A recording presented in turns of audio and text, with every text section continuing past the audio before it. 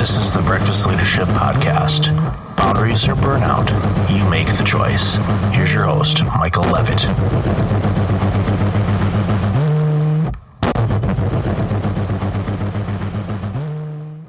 Welcome to another episode of the Breakfast Leadership Podcast. It's Michael Levitt, and today I've got Brandon Bruce. He's the co-founder and COO of Cirrus Insight. Brandon, welcome to the show. Thanks, Michael. Appreciate you having me. Glad to have you. Your backstory is interesting. You grew up in a very tiny town in California with 800 people, and I'm trying to wrap my brain around any town in California that would only have 800 people, but obviously you grew up in one. So tell us a little bit about the backstory and how it led you to finding Cirrus and all the work that you've been doing on that.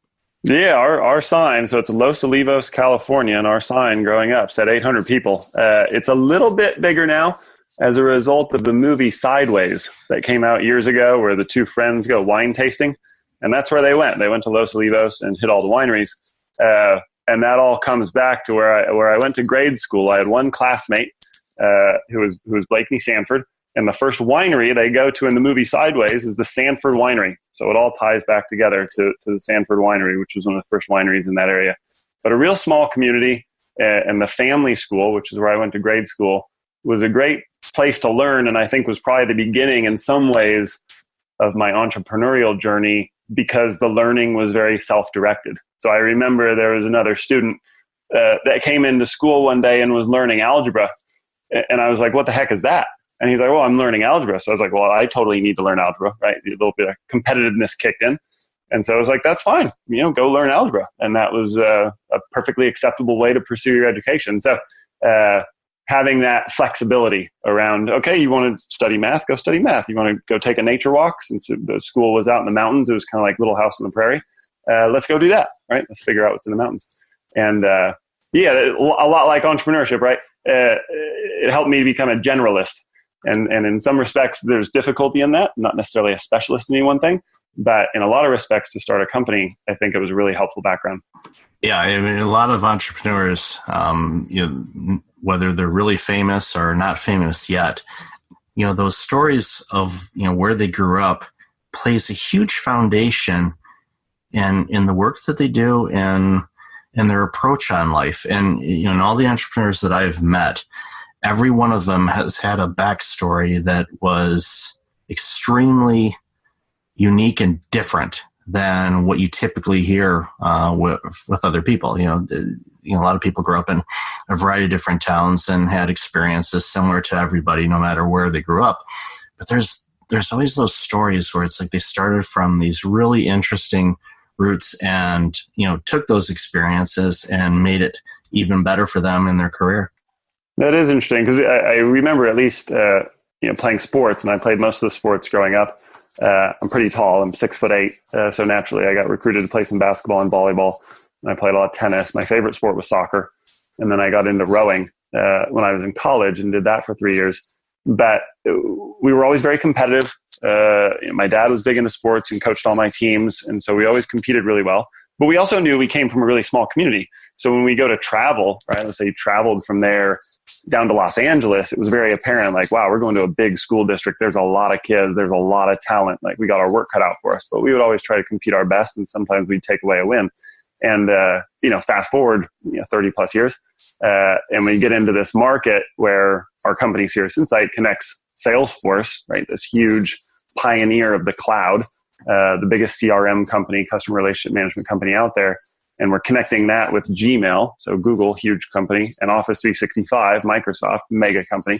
And so we fill this, this niche of moving data between all these platforms, and we're competing it out with a lot of other companies that are pretty big, right? They've raised a lot of money. They're doing well, but we run it from Irvine, California, where my partner is. And then I live in Knoxville, Tennessee, which is not famous for necessarily being a software mecca, but now it's rising, right? There's a lot more tech companies coming out of the Knoxville area, which we're really excited about, and excited to have been, kind of part of that early on, and in some ways kind of on the ground floor. And so having that little bit of chip on the shoulder, like, we know we're coming from a smaller jurisdiction, but we're going to get out and mix it up with all the other tech companies in California, my home state, Boston, New York, Atlanta, et cetera, and see if we can make a dent. I've observed this. I lived in Toronto. I'm originally from Detroit and spent some time in Chicago. So I'm hitting all the NHL original six cities. Yeah. So I've done work in Boston and New York. I haven't lived there, and Montreal. I've not had the opportunity yet because my French is non-existent. So I got to work on that before I can hit that final team. But I will say this, and I've observed this even long before we had our conversation. Tennessee is really, really, really booming in this space, in the online space and all of that. And I've been through Tennessee for years because for one, we would spend time in it and drive through it, on our way to and from Florida for vacations and whatnot. And I've always been, a fan of the state, and really like to watch their games on Saturdays in college football and all of the other fun stuff. But I have noticed in the last, I would say 5 or 6 years, the people that are in the entrepreneur space and the online space, you're seeing all these people crushing it, and you see, that they're in Tennessee. What's in the water down there? But it is. It's really interesting to observe. Nashville is one of the fastest growing cities in the country. A lot of tech companies are locating there. Obviously, healthcare is huge. HCA is based in Nashville. Country music and the entire media industry surrounding country music is headquartered in Nashville. Then you've got Memphis to the west. So you got logistics, FedEx, you got blues music, agriculture. And then as you go east to Knoxville, so we're the eastern third of the state, then you're famous for the team, right? University of Tennessee, Vol Navy, Big Orange. And then you've got the Great Smoky Mountains National Park. On the innovation entrepreneurship side, what a lot of people don't know is that we have Oak Ridge National Lab, which is famous as the secret city. That's where uranium was enriched for World War II. And so we've got one of the highest densities of technical PhDs in the country and the fastest supercomputer in the world. And so that's just up the street from our office. So this amazing talent pool between Oak Ridge National Lab, University of Tennessee, which is a top research institution. You got the Tennessee Valley Authority, which is the biggest producer of public power in the country. And then just in the last year, we've had 3 kind of mega deals. So a lot of people have started to call and ask exactly that. What's in the water in Knoxville? Because we had Regal Cinemas, which is based here in Knoxville, merged with a group out of Israel and London to create a huge international theater conglomerate. Discovery Networks merged with Scripps Networks Interactive, which is based here in Knoxville, to become a behemoth in the cable leisure media space. And then Berkshire Hathaway is in the process of buying its second company in Knoxville. So years ago, it acquired Clayton Homes, which is the biggest manufacturer of manufactured homes. And now Berkshire Hathaway is taking, over the next 5 years, a controlling stake in Pilot Flying J, which is the biggest center of travel centers around the country and the biggest seller of diesel fuel in the United States. So pretty amazing to see what's happening here. And those are all great examples of, startups at one time, startups that started in Pilot's case in the 50s, et cetera, that have grown really big. Those were all multi-billion-dollar deals. So it's exciting to be around that space where you got a lot of people moving and shaking. Yeah, and it's contagious too, because it helps really drive. Not that motivation comes within, but it also you recognize like this is an area of opportunity, and it gives me the opportunity to be able to say, okay, I can be bold and go after business and find the right people and really expand what we're doing and what everybody else in the industry is doing. That I think is the most exciting part, because when you look at some of the history of Silicon Valley, where so much of it starts with Fairchild Semiconductor and creates that ecosystem that then creates Intel and so on and so on. More recent example, you have PayPal, which then those founders have gone on to write the first check that funded Facebook. And of course, Elon Musk has started Tesla and SpaceX. Where you go down to Austin, it's like Dell Computer and Round Rock and the whole ecosystem that's grown up around Dell.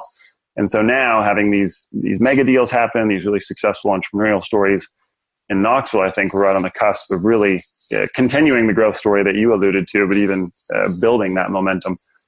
Because there is something to that saying, there's something in the water. Like, what does that mean? It means that it's all around, and so it becomes contagious in a really good way. It makes Makes all the sense in the world. So when you're launching a business, and especially with my audience, there's a lot of solopreneurs and entrepreneurs that, maybe a couple of years into their business and they've been, bootstrapping themselves and basically, doing everything in the role. What's your recommendation on when they should hire their first employee and what should they look for? That's a great question because it's one of the biggest judgment calls I think that we face. So Ryan, my co-founder, and I started the company, bootstrapped it. So the first 9 months, we ran it 100% together. He's the technical architect. I did sales, marketing, support. And then the question was, at what point, right? Where's the tipping point, as Malcolm Gladwell would say, where the revenue is right, where we can afford to make a hire on just the pure dollars and cents front. But then aside from that, when do we want to make that hire? When are we ready structurally to make a decision on who that right person is? And is that person on the product side? Are they an engineer? Should we try to increase sales by hiring a salesperson? Do we need more go-to-market on the marketing side? Do we hire someone to help with support? And those are our really important judgment calls. The way that we ended up doing it is 9 months in, we thought that we had a strategic investor that was going to come in. They ended up being acquired, so that froze that deal. Thankfully, some angels came in and said, hey, we like the whole plan that you created and your future growth prospects. We want to be involved in this. So we were able to raise a bit of money at that time from angels. And what I think that helped us do is not only provide us a little bit more financial backing to essentially smooth out cash flow, right? So 1 month it was high and we were like, we could definitely hire. And the next month it'd be a little low. And we're like, well, we could still probably hire, but it makes us a little more nervous. So at least we had some money in the bank to give us kind of financial permission. And then it also enabled us to say, hey, if we have the resources, we're just getting to that point where we've had a personal relationship with every single customer in the door, right? I knew all of them. I talked with all of them on the phone. I had emailed with all of them. I could keep track of them. Well, once we had, crossed over that mark of we've got, 1,000 customers. So this is specific to our business. We're software as a service.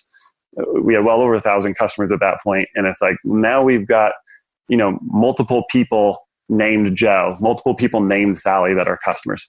And so it's like, it would really be helpful to have more people on the team just to help manage everything. There's a lot happening. We have the potential to do more sales. We need to ramp up marketing. We need some help on the customer support side. And so our first hires were those positions, right? Marketing, sales, support. And then after we were able to ramp on the operations side a little bit, we then hired an engineer to join Ryan on his team building out the product. So that's how we did it and how we kind of made that decision. If we hadn't raised from angels, would we have still done hires at around the same time? I think so, but not as many. We did 4 kind of simultaneously to start building the team. We probably would have done 1 or 2. And then as we built cash flow, continued to add. And that's kind of how we did it ever since we raised the angel money. As we grew the company, okay, cool. So we have more cash flow. We'll add more people to the team. But I think, and this is a recent observation, so in a lot of ways kind of brainstorming, but it seems like once you've hit kind of these critical numbers, and it's different for different types of businesses, but my observation recently has been among some of the SaaS companies that I've observed, you're getting into that 30K, 25K to 35K revenue mark. That's a great opportunity to look and say, can I bring someone on board that's really motivated, that's going to hit it hard with me, right? Almost part of the founding team. That first employee is going to work all the time on everything with the founder or founders. Can I find that person and bring them on board to really give that company that second shot in the arm? So that second leg of the relay. So the founder's just been sprinting it out, all out the whole time, however long it's been. Who's that next person that can not only grab the baton, but not just kind of run with us side by side, but actually help us increase our pace by starting to set some targets a little bit farther out. That I think is a great time to start looking at that first hire. I had experience years ago with an internet market research firm. I was employee number 32, and now they've got well over 1,000 people worldwide. And I remember, and this was frustrating for me at the time. Now I understand the reasoning behind it. But they would bring on people to get us to a certain stage, and then when they would hit that particular stage, they realized that they needed something different. not those people were great during that time, but they needed something different. So they would right size, which is a fancy way of saying, let some people go, and then, take that revenue and hire some people that could help them with, the next stage and all of that. And I'm guessing that many entrepreneurs, when they build people up or hire people, they're sometimes the mentality is like, okay, we're hiring them and they're going to be working for us for the next 25 years. So they're going to get the gold watch and all of that stuff, which is not reality anymore. So it'd be curious to see, some of the challenges that you guys faced when you were, bringing on those people and, making those tough calls if you had to make some adjustments within your organization. Yeah, I mean, I think one of the self-inflicted challenges that we've had, which I wouldn't necessarily do differently, but nevertheless has been a challenge, is Ryan and I talked originally when we started looking at possibility of hiring and said, well, what are the attributes and characteristics of folks that we would like to work with, and who do we think would be the best at helping us to take the company to the next level? Who can fill in gaps? What do we not do well, or what do we need help with? That we want to focus on other things.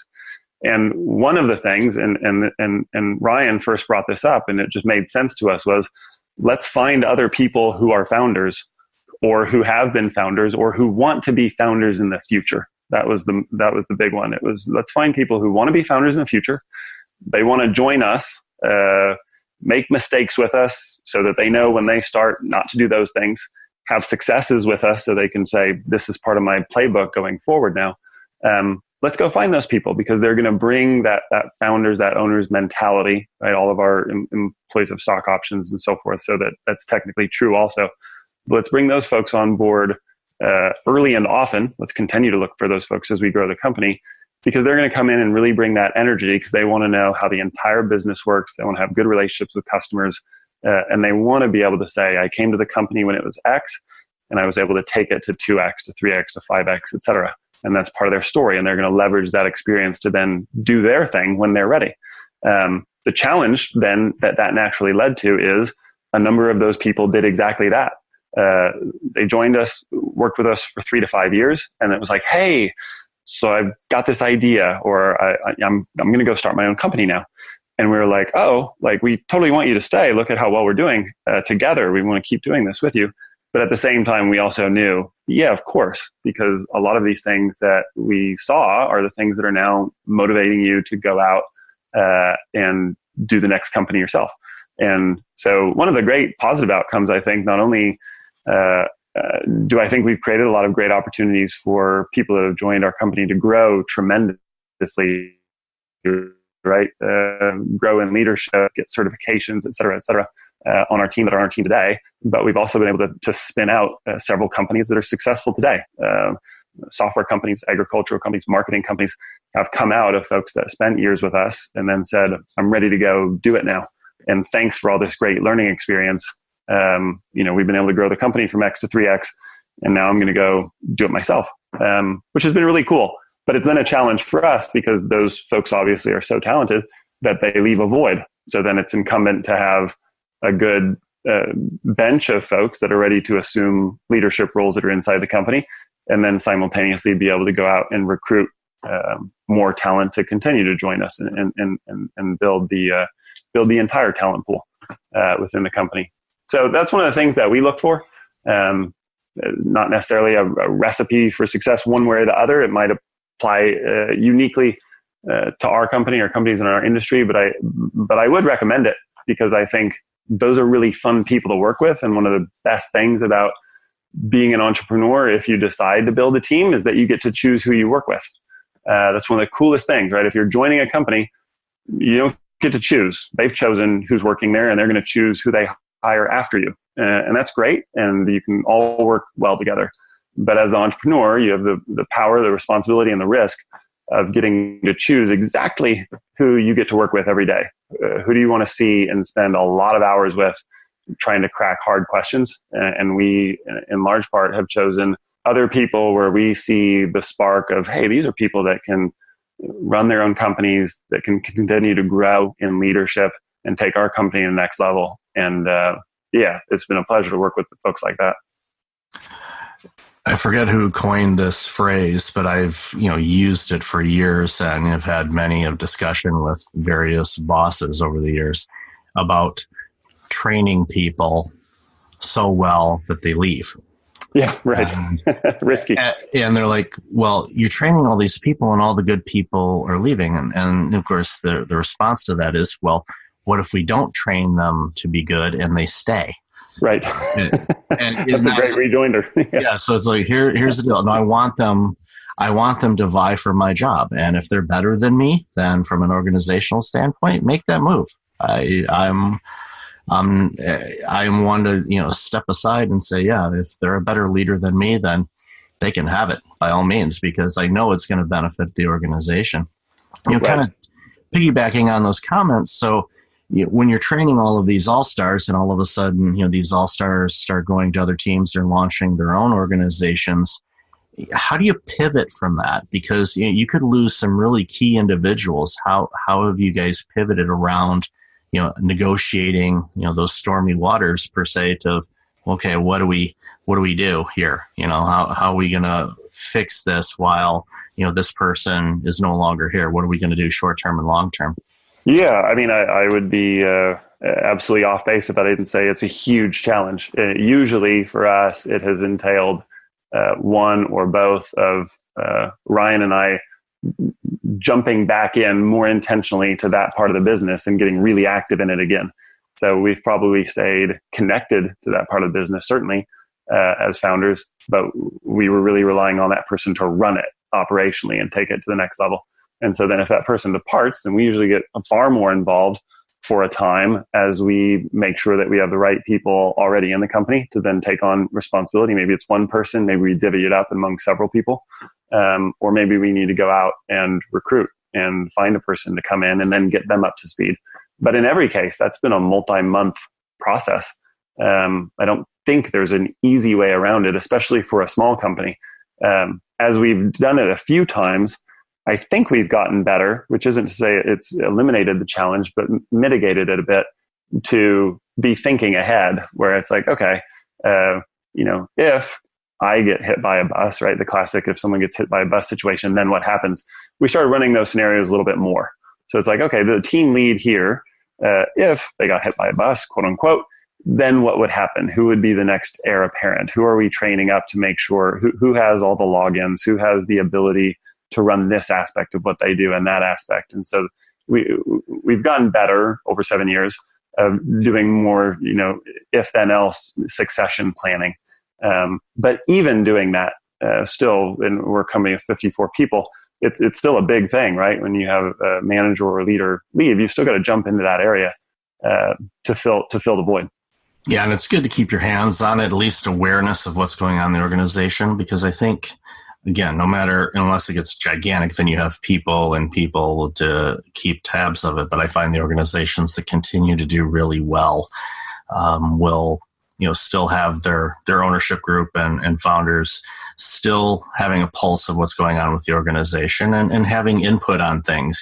Obviously, you want your all-stars to run things as best as they can, with your guidance and tutelage, but you also want to kind of take a peek and go, okay, what's going on? It also gives you the opportunity too, being in the leadership role, to be visionaries and see, okay, what are we seeing? What are some opportunities? And I'd be curious to see, with a team of this size and over the 7 years, what type of processes have you involved in your organization to help automate certain things? I know you can't automate everything, although entrepreneurs and solopreneurs certainly try to.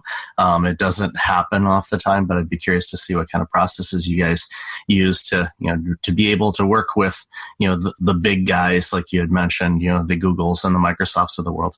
Yeah. I mean, to your point, I'm a big believer, and I always have been, I think in part because, and I especially remember my mom doing this, and my dad too, they made checklists, right? And so it became from an early age, it's like, well, if you want to get something done, you put on a list, and then when you do it, you check it off the list.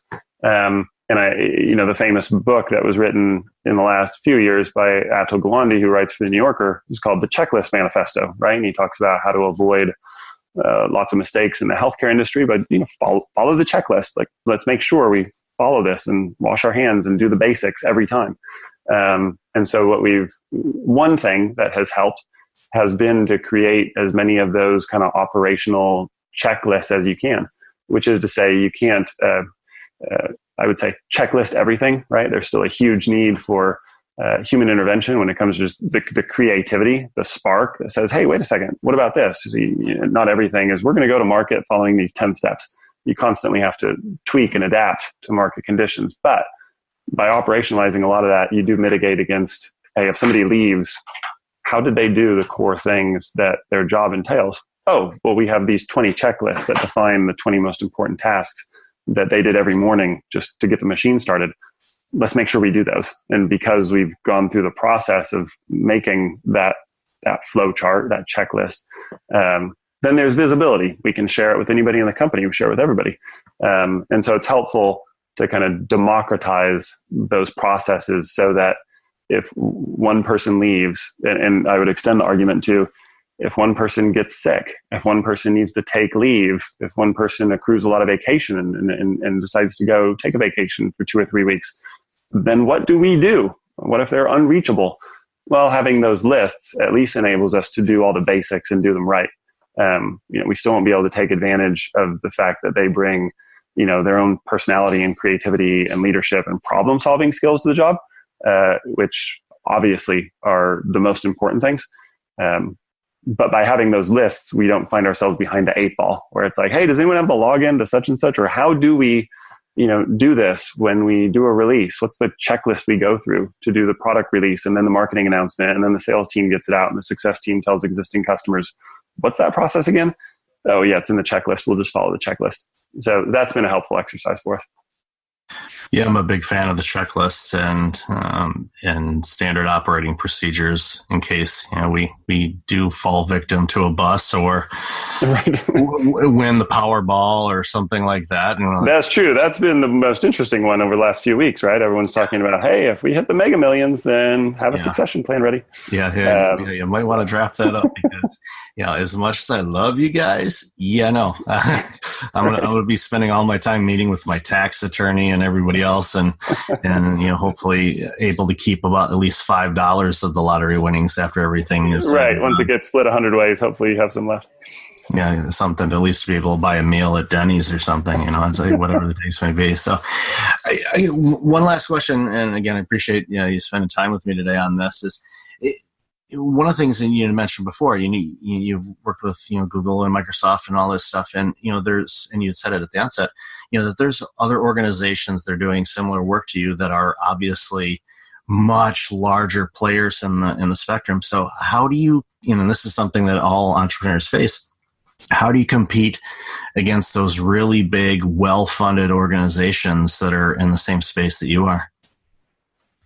I mean, I think certainly there's an aspect to it, and we're very much a sales first type organization, which means that when we launched, Ryan had already started building a great product, but very early on, we got about 1,000 users into the pilot period to get their feedback so that we could craft a product that they wanted.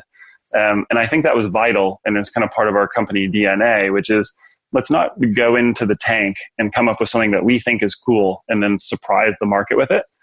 Sure, we're going to have some pretty good ideas, but so far, over 7 years, the customer has had the best ideas. So let's ask them early and often.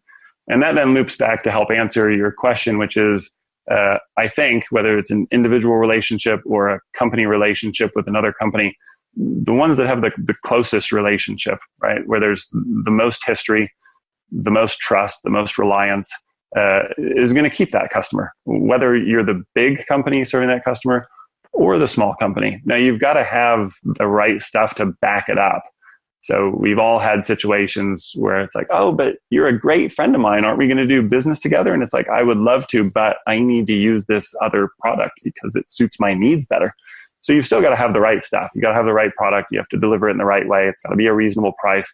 But assuming all those things, assuming a relatively level playing field, then I think it's the relationship that matters the most. And so I think we've had success in that department because we've done overall a strong job at building, curating, and maintaining those relationships over time. Hey, we're going to keep delivering a quality product to you at a fair price, but we're also going to be here. If you have a support question, we're going to answer it immediately through our online chat, or we're going to get it to the right technical support person in the ticket system. And you're going to have a signed customer success rep that knows you, that knows your business, and that will come and visit you if you want them to. And we have a sales team that's ready to do a demo at any time, right? We have strong overseas markets. So our sales team, if you want to do a demo at 2 a.m. Eastern time, but you're in one of the markets that we've had a lot of success in and you ask for the demo, well, we've got a bunch of salespeople that'll raise their hand and say, I want that demo, because they know it has a high rate of closing. And so the fact that we've stayed very open, that if you want to book time with us, we're there and we'll spend time with you, I think has been a differentiator from day one and continues to be today. Now, I think the product that Ryan and our engineering team has built is obviously at the core.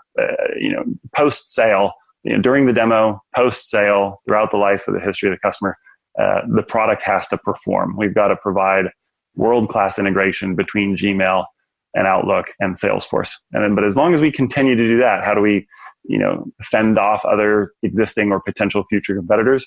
We just maintain those really excellent customer relationships. A good friend of mine likes to say, marketing is storytelling, but sales is serving. And it sounds like your entire team serves its customers really well. Yep. That's the goal. And you do that, everything will take care of itself, because a lot of the large corporations, and nothing against them, because I know they do great work and they employ a lot of people and they make a huge contribution to society. But again, just by the nature of how those organizations are structured, they can't spend and get to know the customers the way that your organization can. So that makes a huge, huge difference. I think those of us that run small companies, right? 1-person companies, 2-person, we scale it up to have a few dozen people. We always have to be on the lookout. What are our advantages? And when you're small, it's the ability to pivot fast, be nimble, release features faster. If you're a software company or a professional services company, be the first on the phone. So that the customer has a question or a problem or whatever, we're Johnny on the spot and we can get there. And I think, while we're small, that's absolutely, and hopefully maintain that, right, as you continue to grow. And some of the biggest companies are the best because they've kept that in their culture and they're still the fastest, which I think is remarkable. It's just great operations on their part to be able to do that. But while we're small, we certainly want that to continue to be a differentiator. So people say, well, given the choice, even if it were a toss-up, we'd still like to do business with them because we know we can reach them. We know they're there. We know they've got our back. It makes a big difference for everybody involved. That's for sure. So Brandon, where can people find out more about you and your business and, the awesome stuff that your organization's doing? Yeah, for sure. So we're Cirrus Insight, Cirrus like the high wispy cloud, CIRRUS, and then Insight, INSIGHT.com. My email is Brandon@CirrusInsight.com. Certainly I'm in LinkedIn, Brandon Bruce. Feel free to shoot me a message there. And if anyone ever finds themselves over in East Tennessee in the Knoxville area, then swing by on a Friday and join us for a company lunch. That's awesome. And audience, I'll definitely have all that information in the show notes, and just give Brandon an update. I don't want 1,000 people showing up at a luncheon, because I know some of you people will actually give us a heads up and we'll make sure to order plenty of food. That's exactly. Otherwise it's like, what's that line out the door? Are we selling concert tickets to somebody? What in the world's going on? It's like, awesome. That'd Brandon, be a good problem to have. It would be just charge admission, and then everything's good to go. Brandon, thank you so much for the time today. Appreciate you and all the awesome work that you guys are doing in Tennessee, and, keep up the great work, and reach out to me anytime you need anything from me. So again, thank you so much. Likewise. My pleasure. Thank you, Michael. And everybody, until next time, be well. Hey, it's Michael again. Thank you for listening to the podcast. I really appreciate it. If you're like many people, you're dealing with some significant stress and possibly approaching burnout. I know how you feel. In 2009, my burnout led to a year of worst-case scenarios. I do not want that to happen to you. If you go to breakfastleadership.com, you can register for a free webinar on burnout prevention, as well as get a free checklist to have successful mornings. Start off each day the right way. Again, that's at breakfastleadership.com. Also, since you are a loyal podcast listener, I'm asking you to like, rate, and review my podcast on iTunes. I look at all the reviews and appreciate your comments, and it helps other potential listeners discover the content I have on the show. I appreciate you, and thanks again for listening. This podcast is a part of the C-Suite Radio Network. For more top business podcasts, visit c-suiteradio.com.